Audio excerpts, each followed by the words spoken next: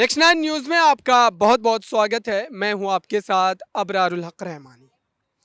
आज एक बार उत्तर प्रदेश का रुख करेंगे। उत्तर प्रदेश की सियासत में इस वक्त लगातार उतार चढ़ाव की स्थिति जो बनी हुई है, और ऐसे में माना जा रहा है कि सीएम योगी आदित्यनाथ ने जब सत्ता की कमान संभाली थी, उसके बाद से माफियाओं पर वो शिकंजा कसते चले जा रहे हैं। और ऐसे में सबसे बड़ा नाम जो है इस वक्त अतीक अहमद का निकल करके सामने आ रहा है। दरअसल उत्तर प्रदेश में जिस तरीके से वो संलिप्त रहे हैं कई मामलों में, और जिस पर सरकार जो है कड़ा रुख इख्तियार की हुई है, और उसको लेकर के कई बड़ी कार्रवाई भी उन पर की गई है। लेकिन इस बीच किस तरीके से फैमिली के ज़रिए उनके योगी आदित्यनाथ और भारतीय जनता पार्टी की सरकार पर आरोप लगाए गए हैं, और ख़ुद सरकार ने अपने पक्ष को किस तरीके से रखा है, वो आप ज़रा इस पूरी खास रिपोर्ट में देखिए। जिस तरीके से इस पूरे मुद्दे में जो है अतीक अहमद को लेकर के बड़ा खुलासा हो रहा है। प्रयागराज में हुए उमेश पाल हत्याकांड में अतीक अहमद और उसके परिवार पर शिकंजा कस गया है। उमेश पाल की पत्नी जयापाल ने पुलिस में अतीक अहमद, उसके भाई अशरफ और अतीक के 2 बेटों के खिलाफ केस दर्ज करवाया है। और इस पूरे मामले में आपको बताएं कि अतीक अहमद और उसकी फैमिली का क्राइम कनेक्शन जो वो माना जा रहा है, साल 1989 की बात है। प्रयागराज तब इलाहाबाद हुआ करता था। यहाँ चकिया नाम का मोहल्ला था। यहीं फिरोज अहमद रहा करते थे, जो तांगा चलाकर परिवार का गुजर बसर करते थे। इन्हीं फिरोज का लड़का हाई स्कूल में फेल हो गया। उसे अमीर बनने का चस्का लगा, इसलिए वो गलत काम में पड़ गया। रंगदारी वसूलने लगा। महज 17 साल की उम्र में हत्या का पहला आरोप लगा। उस लड़के का नाम था अतीक अहमद। अतीक अहमद कई महीनों से गुजरात की साबरमती जेल में बंद है। उस पर हत्या की कोशिश, किडनैपिंग जैसे सैकड़ों केस दर्ज हैं। अतीक अहमद न सिर्फ क्राइम बल्कि राजनीति की दुनिया में जाना माना नाम है। कुछ समय से अतीक अहमद का नाम गायब था, लेकिन अब एक बार फिर चर्चा में आ गया है। अतीक अहमद का नाम एक बार फिर से हत्या के मामले में जुड़ा है। अब उसका नाम उमेश पाल की हत्या में सामने आया है। उमेश पाल की हत्या बीते शुक्रवार को हो गई थी, लेकिन उमेश पाल 19 साल पहले हुए राजू पाल हत्याकांड का मुख्य गवाह था।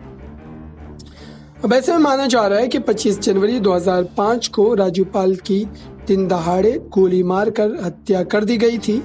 इस हत्या कांड में देवी पाल और संदीप यादव की भी मौत हो गई थी। इस हत्याकांड में सीधे तौर पर तत्कालीन सांसद अतीक अहमद और उनके भाई अशरफ का नाम सामने आया था।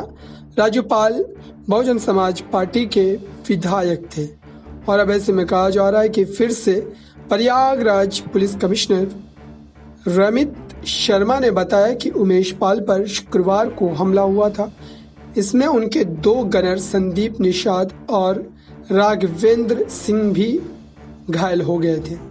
उमेश पाल को अस्पताल ले जाया गया, जहां इलाज के दौरान उनकी मौत हो गई। वहीं संदीप निषाद को भी वेंटिलेटर पर रखा गया था, लेकिन बचाया नहीं जा सका, जबकि राघवेंद्र सिंह की हालत अभी भी गंभीर बनी हुई है। बहरहाल उमेश पाल हत्याकांड में केस दर्ज कर लिया गया है, और उमेश पाल की पत्नी जयापाल ने अतीक अहमद, उनकी पत्नी शाइस्ता परवीन, अतीक अहमद के भाई अशरफ, अतीक के 2 बेटों और करीबी गुड्डू मुस्लिम और गुलाम समेत 9 के खिलाफ केस दर्ज करवाया है। इस मामले में प्रयागराज पुलिस ने अतीक अहमद के दोनों बेटों समेत 14 संदिग्धों को हिरासत में ले लिया है। आपको बताऊं कि इस पूरे मामले को लेकर उमेश पाल हत्याकांड में अतीक अहमद और उसके परिवार के जिन लोगों को आरोपी बनाया गया है, उसमें से 4 जेल में पहले से ही बंद है। अतीक अहमद साबरमती जेल में है। भाई अशरफ बरेली जेल में बंद है। अतीक का बड़ा बेटा मोहम्मद उमर लखनऊ जेल में, तो छोटा बेटा अली अहमद प्रयागराज की नैनी सेंट्रल जेल में बंद है। उसके 2 और बेटे एज़म और अबान भी पुलिस हिरासत में है। अतीक अहमद की पत्नी शाइस्ता परवीन बहुजन समाज पार्टी में है और साथ ही ये भी कहा जा रहा है कि जैसा हम पहले ही आपको बता चुके हैं कि अतीक अहमद के पिता फिरोज अहमद प्रयागराज में तांगा चलाया करते थे। 10वीं में फेल होने के बाद अतीक अपराध की दुनिया में आ गया। उस समय पुराने शहर में जिस तरीके से चांद बाबा का दौर था, पुलिस और नेता दोनों चांद बाबा के खौफ को ख़त्म करना चाहते थे, लिहाजा अतीक अहमद को पुलिस और नेताओं का साथ मिला। लेकिन इस पूरे मुद्दे को लेकर के आगे चल करके अतीक अहमद चांद बाबा से ज़्यादा खतरनाक हो गया। अतीक अहमद का खौफ बढ़ता ही जा रहा था।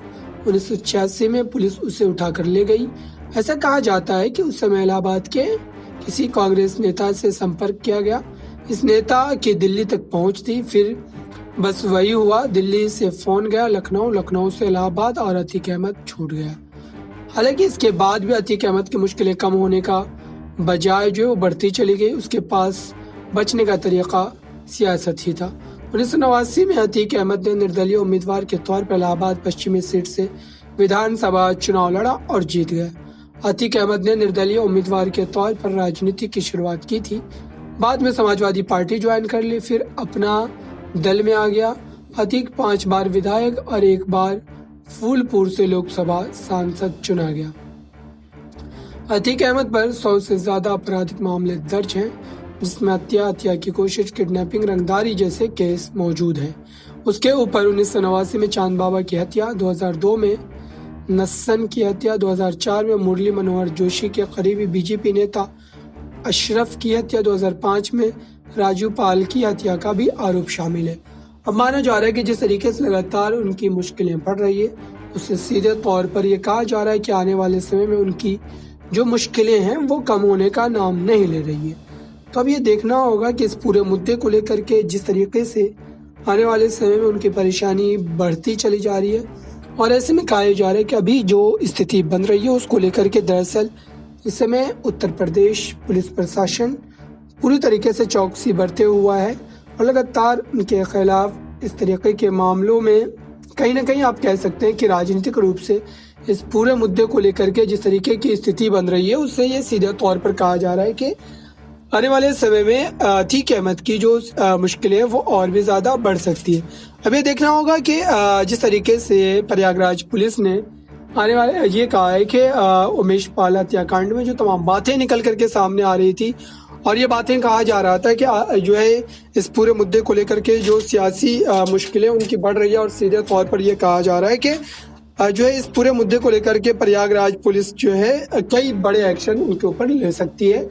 और परिवार के कई लोगों की बात की जाए तो लगातार जेल में बंद है और उनकी जो सियासी मुश्किलें हैं वो बढ़ती चली जा रही है। तो आपने देखा इस रिपोर्ट के माध्यम से दरअसल आपको इतना स्पष्ट हो गया होगा कि आने वाले समय में इस पूरे मुद्दे को लेकर राजनीति गर्मा सकती है, और जो विधानसभा और लोकसभा के जो चुनाव आने हैं उसमें भी ये मुद्दा काफी ज्यादा हावी होता नजर आ सकता है।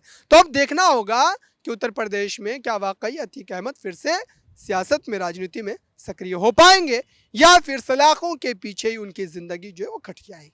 इस खास रिपोर्ट में बस इतना ही। देखते रहिए ताज़ा तरीन खबरों के लिए नेक्स्ट 9 न्यूज़ को। धन्यवाद।